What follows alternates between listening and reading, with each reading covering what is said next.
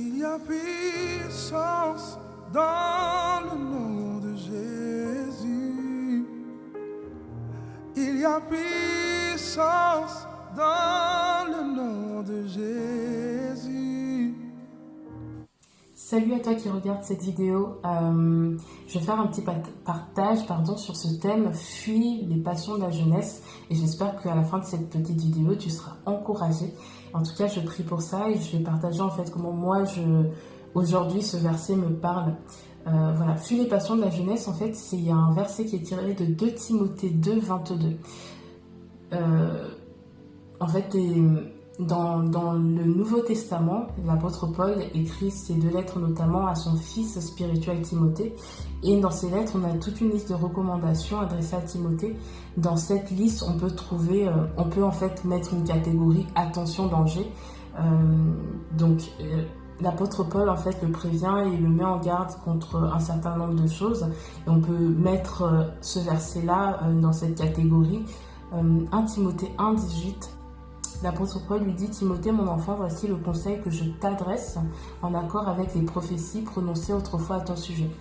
En t'appuyant sur ces paroles, combat le bon combat avec foi et avec cette bonne conscience dont certains se sont écartés au point que leur foi a fait naufrage. » Il y a toute une autre liste, vous relirez par vous-même, où l'apôtre Paul dit attention danger. Mais danger à quoi? Le danger ici, il est cité, il est nommé, c'est de perdre sa foi, de petit à petit s'éloigner, de faire naufrage. Et c'est dans ce contexte-là aussi qu'il y a ce conseil de fuir les passions de la jeunesse. Et avant d'expliquer un peu plus c'est quoi les passions de la jeunesse, je trouvais intéressant, en fait, j'ai eu cette réflexion en amont de me dire, mais pourquoi l'apôtre Paul lui dit ça? Quel était le but de Timothée? En fait, Timothée était engagé dans une démarche, il avait une mission, il avait un but. Et pour atteindre ce but, pour rester dans cette démarche, pour rester dans ce beau combat de la foi, il fallait en fait qu'il fuit les passions de la jeunesse. Et ça faisait sens dans ce contexte-là. Donc moi aujourd'hui, si je n'ai pas le même but que Timothée, si je ne me retrouve pas dans sa situation, ce conseil-là, il n'est pas pour moi. Avant même de comprendre c'est quoi les passions de la jeunesse, si je n'ai pas le même but et je n'ai pas le même contexte, en fait, ça ne s'applique pas à moi. En fait, quel était le but de Timothée? Il y a un verset qui nous aide à comprendre un peu mieux, c'est dans 1 Timothée 4, 6. Expose cela aux frères et tu seras un bon serviteur de Jésus-Christ, nourri de paroles de la foi, de bon enseignement que tu as fidèlement suivi. Un autre verset nous dit plus loin, que je le retrouve. Voilà, 2 Timothée 4, 5. Mais toi, garde en toutes circonstances le contrôle de toi-même, supporte les souffrances, remplis bien ton rôle de prédicateur de l'évangile, accomplis pleinement ton ministère.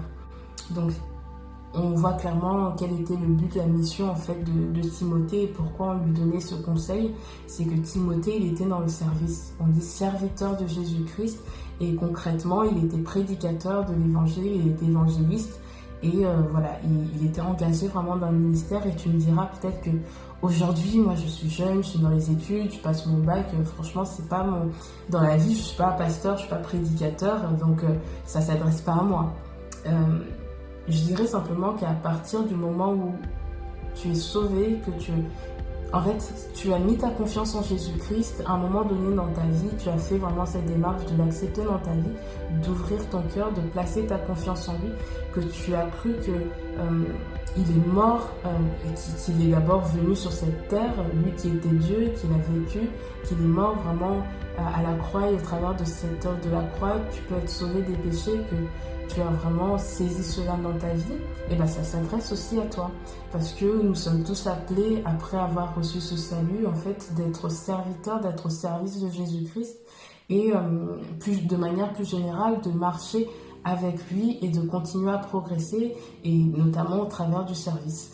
Et dans ce sens, ce verset-là s'adresse aussi à toi, parce que si tu veux continuer à marcher dans cette direction avec Jésus, il va falloir que tu fuis les passions de la jeunesse. Les passions de la jeunesse, ça peut être tout ce que le monde a à offrir aujourd'hui, tout ce que dans ta jeunesse aujourd'hui tu peux voir, tu peux te mettre en marche, vers lequel tu peux te mettre en marche, mais qui aura pour conséquence quelque part à un moment donné, petit à petit, t'éloigner de ta foi et te faire naufrage, comme il est dit dans ce verset.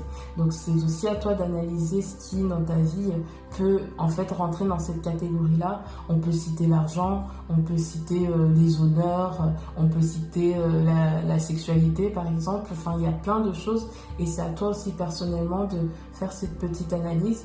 Et moi, je sais qu'à un moment donné dans ma vie, je n'allais plus à l'église parce que, entre autres, le samedi soir, j'avais d'autres activités qui faisaient que le dimanche, j'étais crevée, quoi, et je dormais. Et en soi, ces activités-là, au départ, en soi, c'est pas une mauvaise chose, mais ça prenait tellement de place. Et en fait, dans ma vie, je me mettais en marche vers ces choses-là. Et ça faisait que, dans ma jeunesse, ça fait que c'était des passions de ma jeunesse qui avaient comme conséquence de m'éloigner petit à petit de ma course et de ma relation avec Dieu. Et cela se traduisait, par exemple, à ne plus aller à l'église le dimanche. Donc je voulais simplement t'encourager à faire cette petite analyse, à t'encourager de ce que dans tout cela Dieu est ton appui véritablement et que il a des beaux projets pour toi et tu décides de te mettre vraiment à la poursuite, à sa poursuite, tu décides de marcher avec lui, voilà, il y a toutes ces bénédictions en réserve, ces plans de bonheur et non de malheur qu'il en réserve pour toi. Et toutes ces choses qu'il a acquises à la croix et qu'il veut vraiment que tu vives s'accompliront et se réaliseront. Voilà, sois encouragé et je t'embrasse et peut-être à bientôt. Au revoir. Dans le nom de Jésus, il y a puissance.